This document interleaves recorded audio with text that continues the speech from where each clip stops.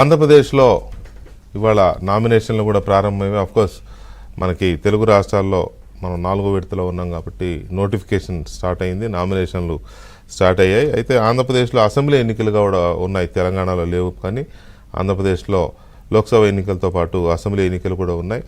చాలా వాడి వేడి రాజకీయం చూస్తున్నాం అక్కడ. ఒక రకంగా చెప్పాలి అని అంటే చావో రేవో అనే రకంగా వైరుపక్షాలు తలపడుతున్న పరిస్థితి.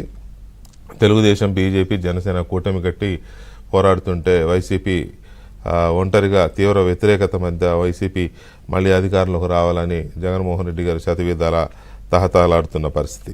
సో ఈ పరిస్థితిలో రోజు రోజుకి అక్కడ వాతావరణం వేడెక్కుతూ ఉంది. ఎండలు పెరుగుతున్నట్టుగానే రాజకీయ వాతావరణం వేడి కూడా విపరీతంగా పెరుగుతోంది. మాటలు తూటాల్లా పేలుతున్నాయి. మరోవైపు కుళ్ళు కుతంత్రాల రాజకీయం, కుట్ర రాజకీయాలు, తర్వాత డొంక తిరుగుడు రాజకీయాలు, ఏవేవో చూస్తున్నాం కదా. ఇక అవన్నీ చెప్పుకోవడం కంటే గుర్తు చేసుకోవడం మంచిది. సో ఇలాంటి రాజకీయాలు నడుస్తున్నంత ఈ క్రమంలో వీళ్ళ ధీమా ఎలా ఉంది, అసలు ప్రజలు ఏమనుకుంటున్నారు, వీళ్ళ ధీమా ఎలా ఉంది, వీళ్ళు చెప్తున్న మాటలు ఎంతవరకు మనకి ఇదిగా కనిపిస్తున్నాయని ఒకసారి మనం చూస్తే, తెలుగుదేశం పార్టీ దాని మిత్రపక్షాలు కలిసి ఏర్పాటు చేసిన కూటమి చాలా ధీమాగా ఉంది. ఈసారి 150కు పైగా స్థానాలతో గెలుస్తామని. సరే, కొంతమంది 160 అంటారు, కొంతమంది 140 అంటారు, వాటెవర్. మొత్తం మీద అయితే ఒక కంఫర్టబుల్ ల్యాండ్ స్లైడ్ విక్టరీతో అధికారంలోకి వస్తుంది మా కూటమి అని చెప్పి చాలా బలంగా చంద్రబాబు నాయుడు గారు కానీ, పవన్ కళ్యాణ్ గారు కానీ, లేకపోతే బీజేపీ పురంధరేశ్వరి గారు, వారి నాయకులు మొత్తం అందరూ ముక్త కంఠంతో చెప్తున్న మాట, ల్యాండ్ స్లైడ్ విక్టరీ మా సొంతం అవుతుంది, జగన్మోహన్ రెడ్డిని దింపేపోతున్నామని చెప్పి చెప్తున్నారు. వాళ్ళు చెప్తున్నంత వేవ్ నిజంగానే అక్కడ కనిపిస్తోందా?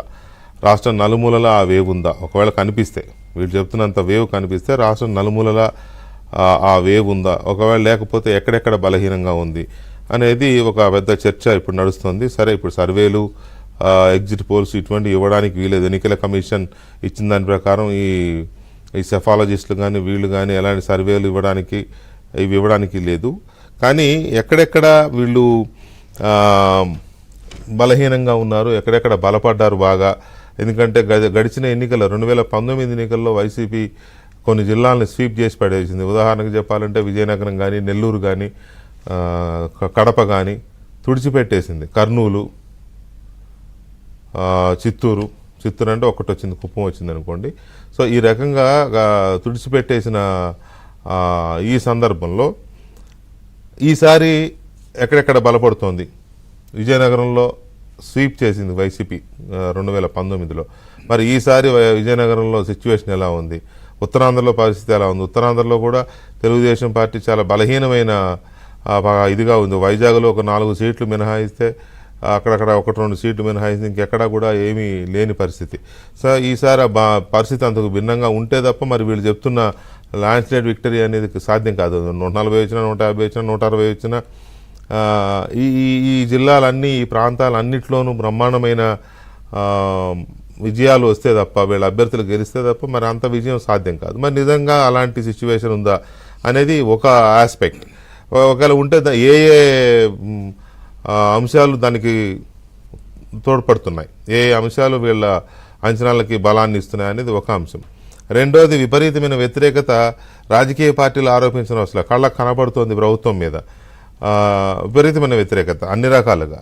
ఒక జగన్మోహన్ రెడ్డి గారు చేస్తున్న అవినీతనో, లేకపోతే జగన్మోహన్ రెడ్డి గారు చేసిన అప్పులను, లేకపోతే వైసీపీ నాయకులు ప్రజల మీద, దళితుల మీద, బలహీన వర్గాల మీద చేస్తున్న దాడులను, ఇట్లా ఒకటని కాదు, అభివృద్ధి జీరో అభివృద్ధి అనో, ఇట్లా ఒకటని కాదు, ఏ రంగాన్ని తీసుకున్నా కూడా అక్కడ ప్రజల్లో ఒక రకమైన అసంతృప్తి, తీవ్రమైన అసంతృప్తి, వ్యతిరేకత ఇవి కనబడుతున్నాయి.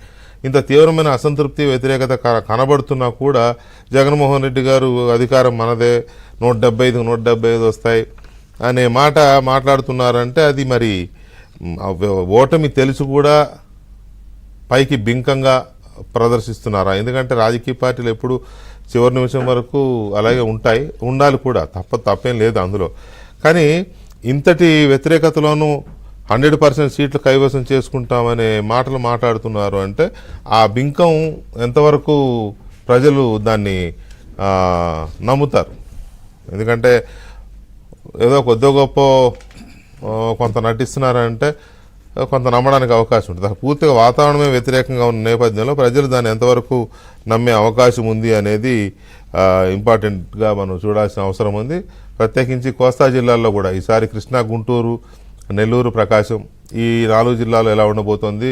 ఉభయ గోదావరి జిల్లాలో కాస్త జనసేన ఊపు కూడా బాగా ఎక్కువగా ఉంటుంది, పవన్ కళ్యాణ్ ప్రభావం ఎక్కువగా ఉంటుంది కాబట్టి అక్కడ కూటమి ఎంతవరకు ఇదైంది అనేది ఈ అంశాలన్నీ మనం చర్చించబోతున్నాం. చర్చలో మనతో పాల్గొంటున్నారు సీనియర్ జర్నలిస్ట్